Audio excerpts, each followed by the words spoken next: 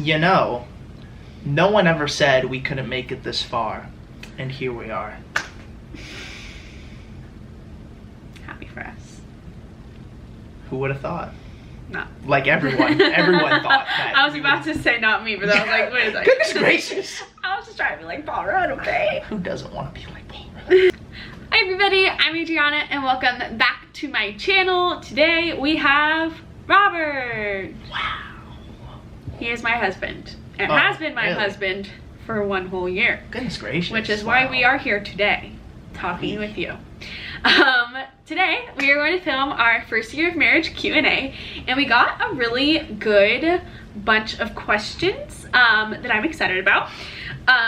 Which, if you can't tell, is like right here from the way our eyes keep going. I have notebook. I will continue to look at notebook. But yeah, we got asked a really good bunch of questions, and honestly a lot of them kind of like could be their own separate video, so I'm not really going to go into super ton of detail on some of them, because I do think it might be like a cool little series just to like talk about marriage. Yeah. I really like talking about marriage. I really like this guy, so I really like talking about him too. I mean, ditto. I also like talking about me, and I'm kidding. I also love being married to her and all that stuff. And thank you. And the whole like the biblical aspect of marriage, yep. and you know, the covenant we have with each other and with the Lord, and talking about that. So I feel like a lot of people don't talk about it a ton on YouTube, especially younger people, and I know I would have really loved that. And I know that a decent number of people were saying how, you know, there are some things that we're gonna go over where they're like, everybody says marriage is hard. What do they mean by it's so hard? And of course I can't answer that for everybody, but I think just topics like that might be interesting. So we're gonna go ahead and talk about our first year of marriage. Yeah. So the first question we got was, what was the hardest thing we learned in our first year of marriage? Especially for our situation, I think it's the coworker dynamic. With us starting our own wedding video business, it's definitely put me and her in situations where if something's not going right, it's that weird thing of how do we get through this without like hurting one another, or like for example, when we first started this wedding video business and did our first wedding video, I specifically remember I worked for like maybe 2 months on our first wedding video, and I had no idea what I was doing, and when I showed it to her, like, she just looked so let down. By the way, this was before we charged anybody for writing videos. Yes. I didn't. This was not a client. So it took her writing down like page after page of notes, and her kind of talking about what she had envisioned. And I think that's interesting. If any of you out there edit videos, you know that if people criticize your editing or your videos, you can take that very personally. Thankfully, I had done some work beforehand that kind of got me used to that. I think being business owners together, one of the harder things that we've had to learn is we can critique each other's work and it not have anything personal to do with each other. And just because we feel like something needs to be changed doesn't mean we think you messed up. You know what I mean? And I think that's something that we have to deal with a lot, because like I'll tell him and I'll be like, I'll make a critique, or I'll be like, hey, can we change this? And I'm like, it has nothing to do with you. You're doing great. I just don't like that shot. I mean, but there's other times that she is honest and she's like, I was really expecting this. Because like, obviously you can't just keep saying, oh no, you're doing fine if I'm like messing up. So there needs to be that balance of, I see where you're coming from and you're moving in the right direction, versus you need to like go take a few lessons and figure it all out. Yeah, but I think that's really unique to us because we own a business together. That's a thing that a lot of married people don't really have to experience. I think that could be a whole video in itself. Yeah, though. for sure. Like, of just like working with your spouse. The first question, which kind of has to do with the last question we just answered, is what does everybody mean by marriage is hard? Because a lot of people, and I totally get where this person was coming from with this question, because so many people, when you ask like, oh, how's married life, or you know, oh, how's a newlywed life, and they're like, oh, marriage is hard, you know, or they even be like, marriage is hard but it's still so great, or anything like that, you know, you'll hear a bunch of that.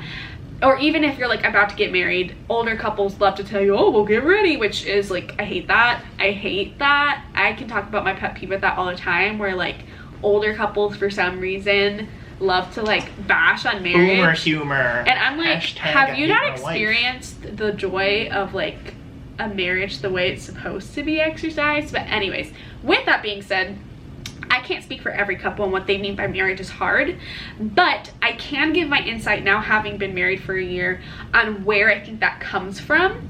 And when you're in a marriage, you know, in the way we see marriage, the way the Bible sees marriage. So that's just us. If you don't see it that way, what I'm saying is probably not going to mean anything to you then. But the way we see marriage is you have entered into a covenant. You have chosen to love this person and be in a covenant with them and the Lord for the rest of your life. And what that means is you have chosen, not based on feelings and emotions, but you have chosen to actively love this person the way that Jesus loves us, which is sacrificial love, which is, you know, putting them before yourself.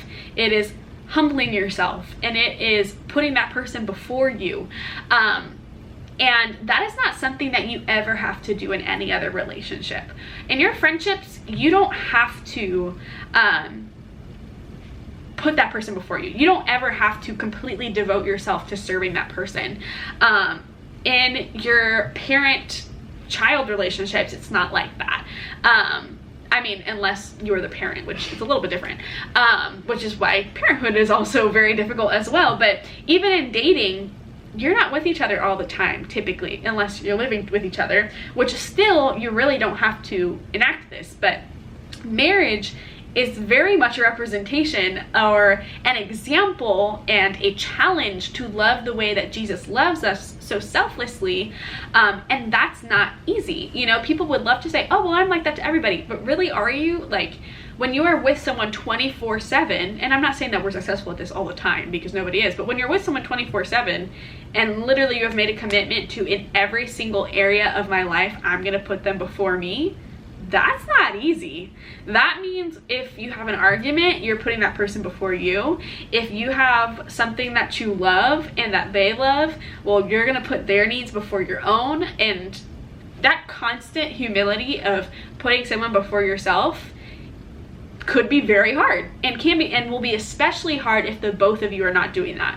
A successful marriage is one where, you know, you're working together with the Lord, and when both parties are putting the other before themselves, then you have two people who are trying to outdo themselves and putting the other one first, and that works really well.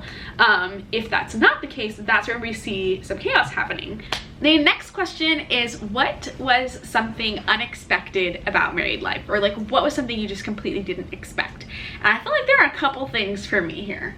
Really? They're not like big things, but just like, I've learned a lot about the male species, I think. If you can think of anything that I'm about to bring up right now, which one do you think it would be?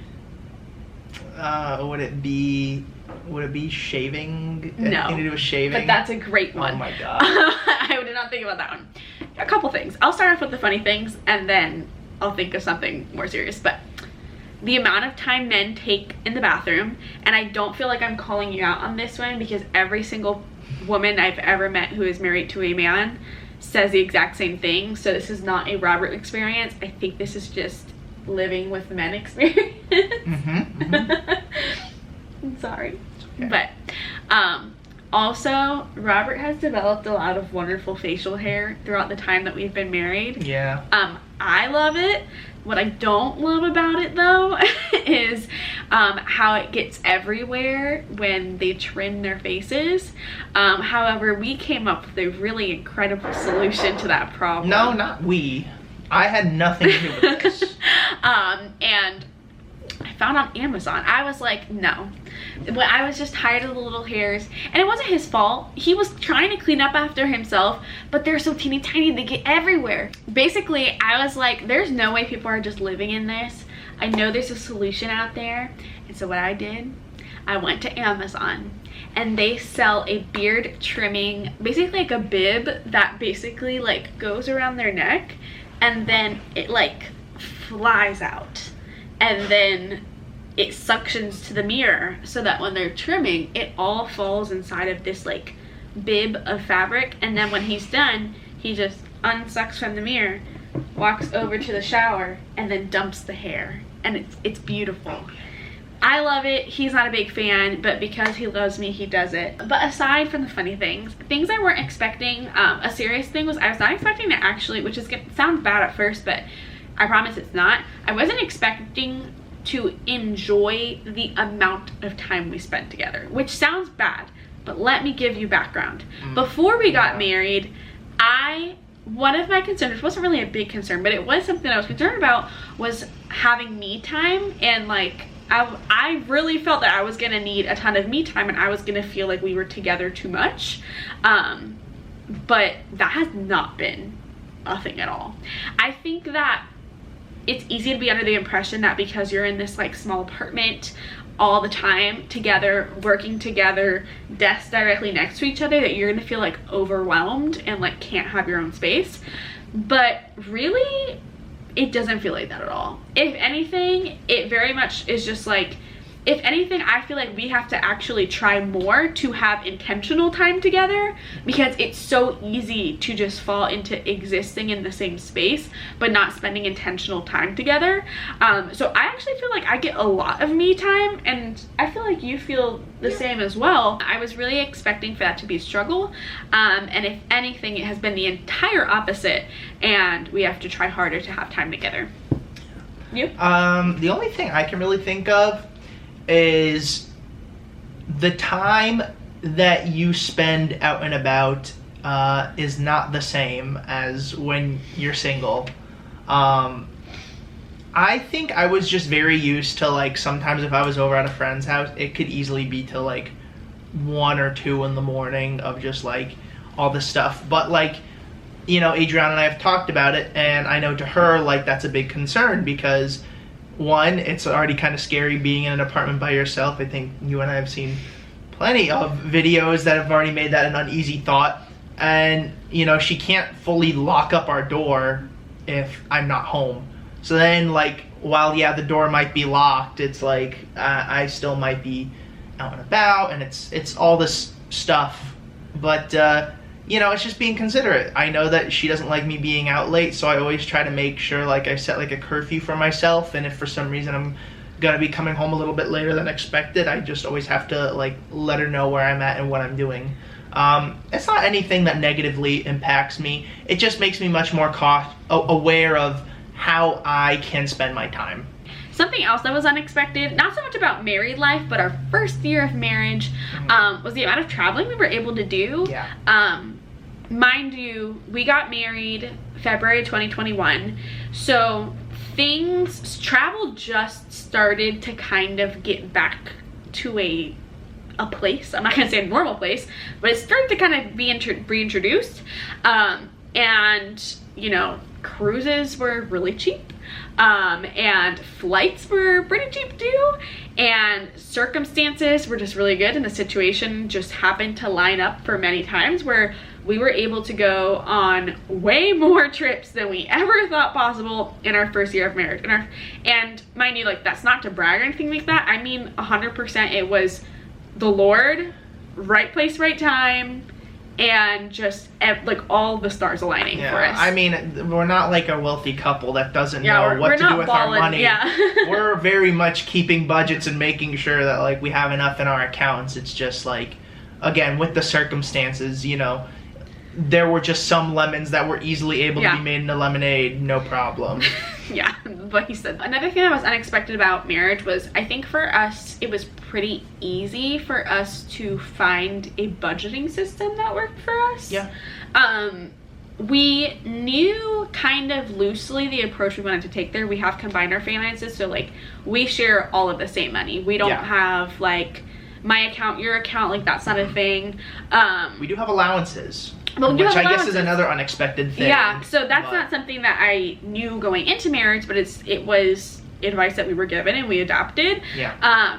And it's been really good for us. We can have a whole separate conversation on married finances and how we go about that, and how we're saving for a house, and what that looks like, and how we spend money. And I'm happy to do that if you guys are interested in that kind of video, but that's just like its whole separate thing. But I did not expect, and I think that's, I don't want to like mislead you in thinking like, oh, that's an easy thing, because that's not an easy topic for a lot of people. A lot of people really struggle with budgeting and finances.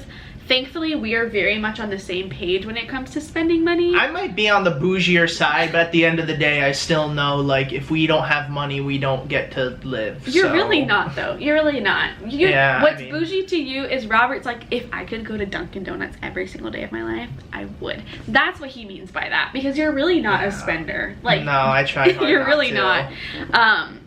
So I think that I just wasn't expecting for it to be as smooth as it was of a transition. Next question is, do people treat us differently now that we're married? And I found this to be an interesting question.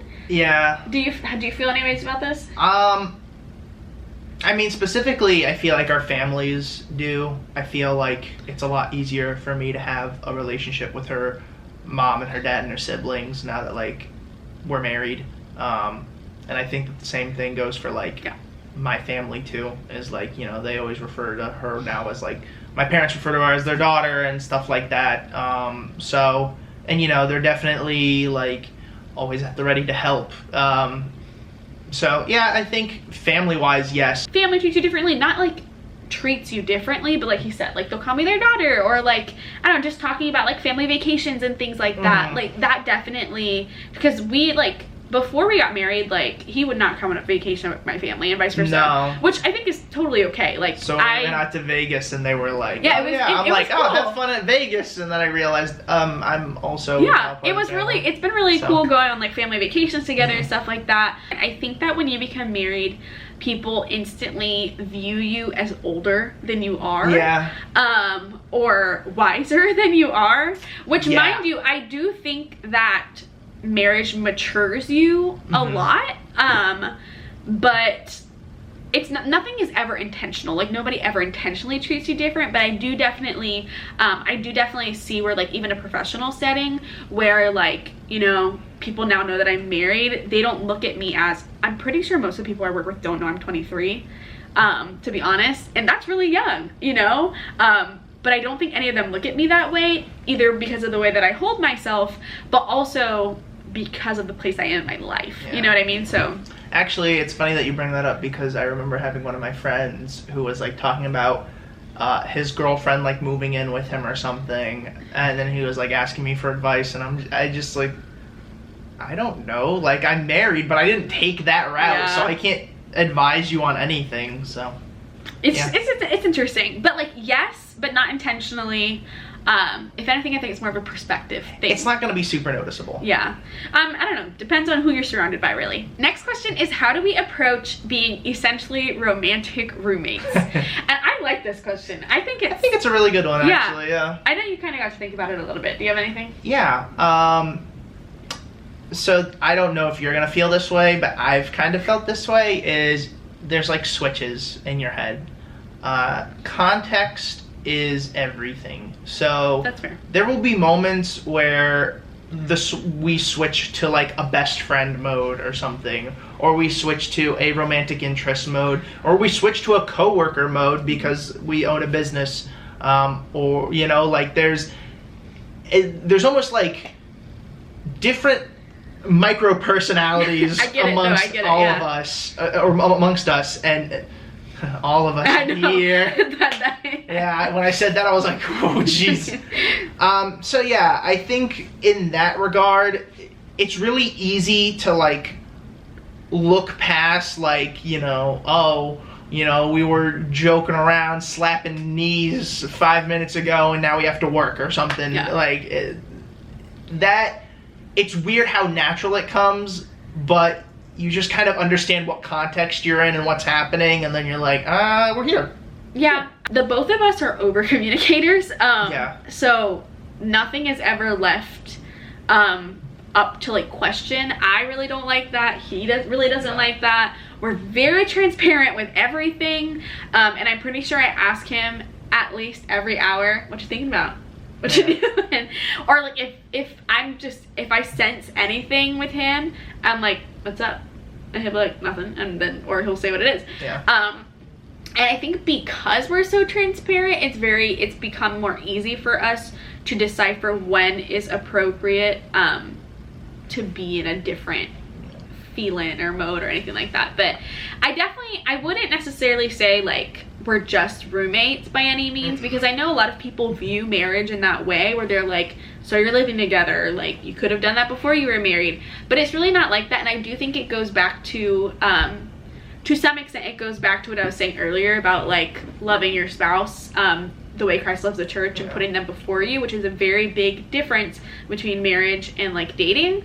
But I think also a lot of it too is you kind of have to create those different situations where like we're gonna be like this right now, or we're gonna be like this. For example, every month we have on our calendar like a CU on a Sunday, and it's like checkup, and that is a day that we have specifically set for the month where we are going to sit down and just check up on each other and be like, so how are you feeling? How are you feeling? How do we feel about how things are going? How was this month? What are we thinking about next month? And it is just intentional time for us to be serious with each other and have a serious conversation of like, how are you feeling about our marriage, about our life, about our business? And we'll go through the different phases. That way nothing ever catches the other person off guard, and it's a good time, I feel like, for us to just be like, just completely transparent if anything found a way to slip under the rug somehow. Yeah, and that can be really hard to do if you do ever have a gripe with someone. Like, you know, none of us, I mean, I don't think anyone ever looks forward to catching up with anything. But it's super important if there is some sort of gripe or there is something you have to say. And it's just a good way, you know, it's like if you're in like a pool and like the filter needs to get like changed out so things can be fresh again. It's like a relationship filter change. It needs to happen. Yeah, that's a good example. Next question. Most impactful thing that God has taught us in marriage so far. I think for me, my answer very heavily has to do with the first thing I said about why people think marriage is so hard, and what it means to, you know, put your spouse before yourself and humble yourself. I think that has a lot to do with it, because I know that for me, I know that like when you get married, that's not just like some magical switch where now you're prepared to never be selfish ever in your life. I think you kind of actively have to fight against your selfish tendencies, you know what I mean? And I think that is part of the hardest part, because our flesh tells us, oh, you want to do this for you, or this would be better for you, or don't you think you deserve that? Yeah, or don't you think you deserve that, or oh, you shouldn't have to do this. But it's just like, no, like you need to deny your flesh, humble yourself, and put yourself before the Lord. And when you actively fight against your flesh within marriage, you also start to see that things are not as big of a deal as you might have once thought they were. I think that that's something that God has really given us grace over, in that I'm able to see something and like it's not as big of a deal as I could make. Like, I definitely see situations where like I could escalate this, but like why would I? Or I could see where somebody else could escalate that, but to us it's like, I don't want to pick a fight. It's not worth it. You know what I mean? And I will say that a lot of people are like, oh, like, have you had your first fight yet? And I'm like, Robert and I have had plenty of serious conversations throughout our relationship. Or even just things we've disagreed on. Yeah, plenty of disagreements, plenty of serious conversations. But I can honestly say that we have never fought against each other. Do you have anything to say about that? About, what was even the question anymore? What impactful thing God has taught you in marriage? Yeah. Well, you know, I think you always hear about like how God loves you more than any person on this planet ever could. And you know, I have felt an immense love from like my parents and family members. But the love that Adriana has shown me, I feel has really been super like impactful to me just in general. Like the fact that someone is so willing, because it was one thing when my parents would do it, because like, you know, my mom was always like, oh well, you're my kids, I'd do anything for you.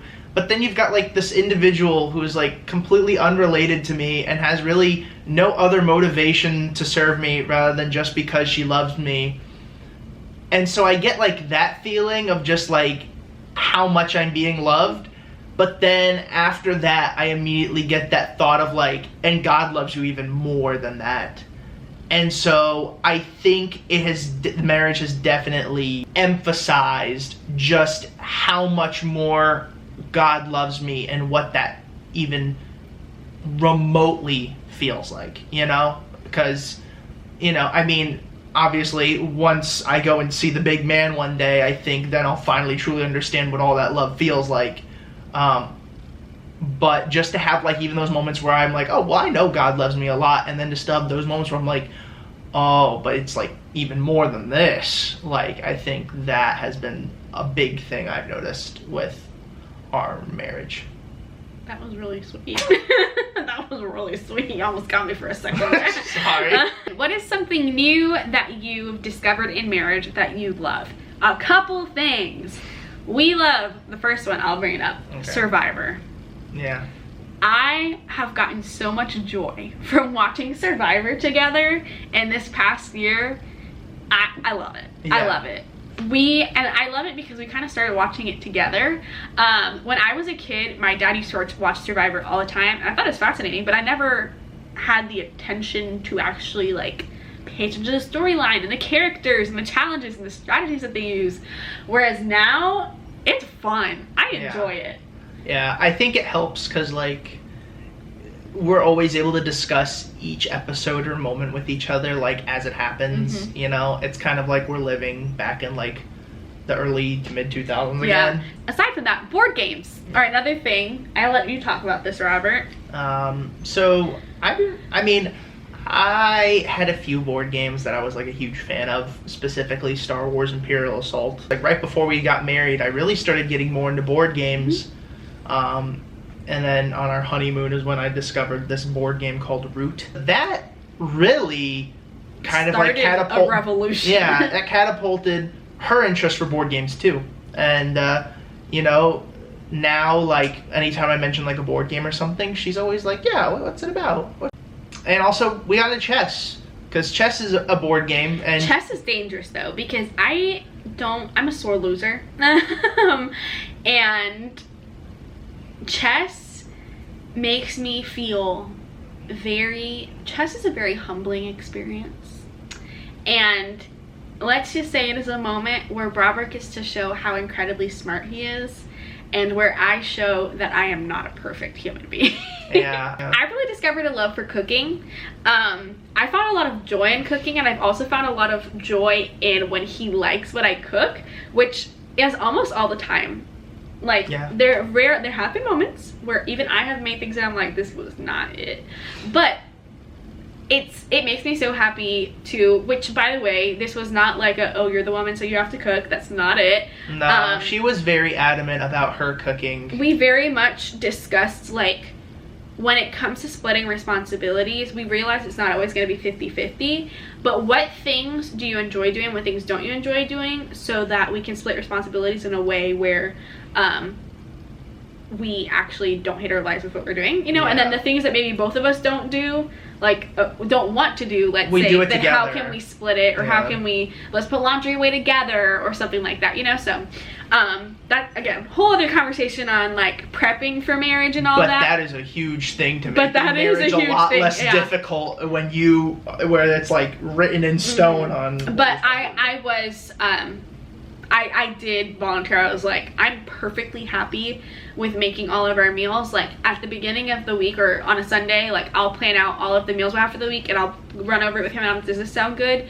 And we'll go to the grocery store together, which I always appreciate. He's always so willing to go to the grocery store with me because it's always faster when we go together. And we'll get things like, I'm not like his mom, like I don't make his every meal, you know. If something is easy that he can make himself, then like he'll do it, obviously. I made a killer buffalo chicken sandwich just now, like before we started recording again. Oof. See, so like, so good. But like if it's like dinner and it's something that like I'm gonna cook, then like I'll do it. Dinner is where she's like, step aside fools, I'm going all out. But typically I plan it out and then we'll just go from there. Yeah. And then another thing is, for me, is going to Target. When we were dating or engaged, we never really went to Target that much. We have a Target that's close by. So Adriana loves to find the excuse to go to Target. And, as a man, a lot of people automatically like to stereotype as like, oh, I bet you hate going to Target. No, I like it. It's safe and nice. And then we get to go check out the board game section where I look at the stuff I'm not gonna buy. I just stare at it. I just window. I'm a big window shopper. Yeah, we're both window shoppers. Yeah. So I'm not a big shopper either. Like, I love to go to Target. It's like going to a museum. To me, I'm like, let's go see what the new exhibition is at Target. Like, let's go. What luxury. She'll find like 10 things and be like, isn't this so cute? And then we'll walk away with none of it. This is ironic though, because today I did buy things from Target, but it's a rare. Very rare. A rare. That's how I know she really likes it. And most of them were from the dollar section. Best part of being married, that's hard. I don't think there's one thing that I can consider being the best part, but I will say that something that comes to mind is I love being with Robert all the time. Like, I genuinely do. Like, I love being with Robert literally 24/7. Did I think that I would love it as much as I did? Honestly, no. Like I said, I thought I was gonna want my space and all of that beforehand, but I can honestly say that I have never been with a person, friend, family member, where we can be together 24/7 and I'm just straight chilling the whole time. Sad. I think presence is a big thing for me too. I even if I'm not talking to Adriana, I just like knowing she's there. Just like at any point, if I want to like give her a hug or tell her something, like I could just immediately run and go do that. Maybe if Adriana and I were already living together before we got married, it probably wouldn't be something that I thought is as huge of a deal. Yeah. But because we put that restriction on ourselves and now we're here, this is like a new environment for us, and we do get to celebrate and enjoy it because this was already expected. Yeah, I like that. But yeah, there's a million things that I consider like the best part of being married, but I don't really think there's any one thing that like is super big over anything else. And then best marriage advice. Again, there's like a million pieces of marriage advice you could give, but honestly I think the biggest one is, in a nutshell, I'll give a couple of quickies. Always go back to the Lord. Always check yourself before the Lord before you bring anything to your spouse. I think that humbling yourself and coming before the Lord with absolutely everything will save you a lot of grief in all sorts of ways. Think of him as like the pillow that you scream into, kind of thing, to let on. It doesn't have I don't to scream, be. but you know what I mean. Like, yeah, I get it. Put your burdens on him. Yes, 100%. Another thing, your spouse is not your enemy ever. If there's a problem, attack the problem together. Another thing, be gentle with your spouse. Like, I think so many people forget to be gentle with their partner, and I think it's because you see them all the time, and I think a lot of people, they are way more harsh towards their family than they are like a stranger. And if there is anyone who needs your gentleness most on this planet, it's your spouse. And so be gentle towards them, like treat them with gentleness and kindness. And I think that that's something that's helped me a lot, because I wouldn't consider myself having been the most gentle person in the past, but I actively try to be gentle with Robert, and I think you do the same for me. I do, yeah. And it helps a ton. Yeah. So there's that. And then I think my last one is, well, I think that could have been my last one, to be honest. What about you? I think the biggest thing is being vocal about your expectations. I think one of the biggest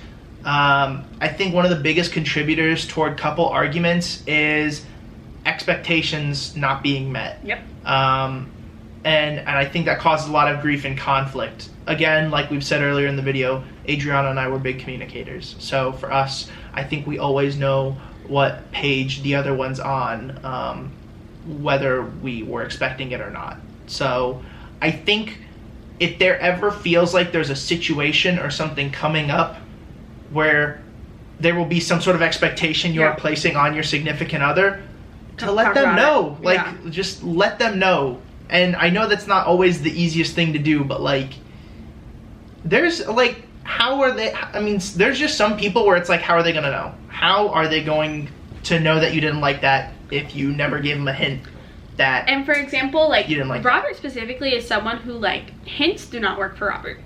No hints. Yeah. No hints. No. And I think if you treat everyone like that, it makes things better, because you know you have to spell it out plain and clear. And I think it's a good practice to get into, of just removing expectations from people, and being very clear with what you want, or what maybe you do have an expectation, communicating what that expectation is, so that you can communicate on whether or not it's even fair for you to have that expectation on them. Communication is everything, and I think if you over communicate, you're doing it right. Yeah. We both feel very comfortable where nothing is off limits, nothing is too much, and there's never a wrong time. However, I will say I am somebody who, I definitely think that marriage stuff and communication should be kept private. We don't like discuss our, like, if we have something that we want to bring up about a situation that we had outside of our home, we will wait till we get into the car at home to talk about it, for sure. And I definitely think you should respect your boundaries and your privacy within your marriage that way. But communication is absolutely everything. And I know it sounds cliche, but communicate. Yeah, as much as and you possibly specifically by that. Yes, and intentional communication about expectations, and prepare well by communicating through all those expectations beforehand. And then one last thing, because I know this video has probably gone on for a while. It is to know when it's worth discussing. Yeah. There are plenty of things where your partner might not have done something you liked or were happy with in the moment, but sometimes it's like, whatever, that was a one-time thing that happened, knowing when to and shut there it is off. there is no point in bringing it up again or talking about it. If it happens again, maybe, sure, fine, you can address it, but don't. It's really not the end of the world. Because if you keep finding things to get upset about, you're just going to make yourself unhappy with that as well. Yeah, 100%. But anyways, yeah. So that was our first year of marriage Q&A. And I'm going to have a heck of a time editing this. But I feel like we talked about a lot of really good things. And even if this is long, I know that I would sit there. I really don't mind long videos, you guys. I don't mind making them. So I hope you don't mind having them. So really, you're welcome. You're welcome. More content for you. Go take a shower and listen to me talk. But yeah, so that's it from us. Thank you guys for listening. Thank you guys for sending in your questions. Yeah, and if there's anything about marriage or life in general, or about any things that we talked about that you have questions about or want to deep dive in, go ahead and comment down below and we will address it. But yeah, thanks guys. Well, have a good one. Have a good one. See you later. Bye-bye. Bye-bye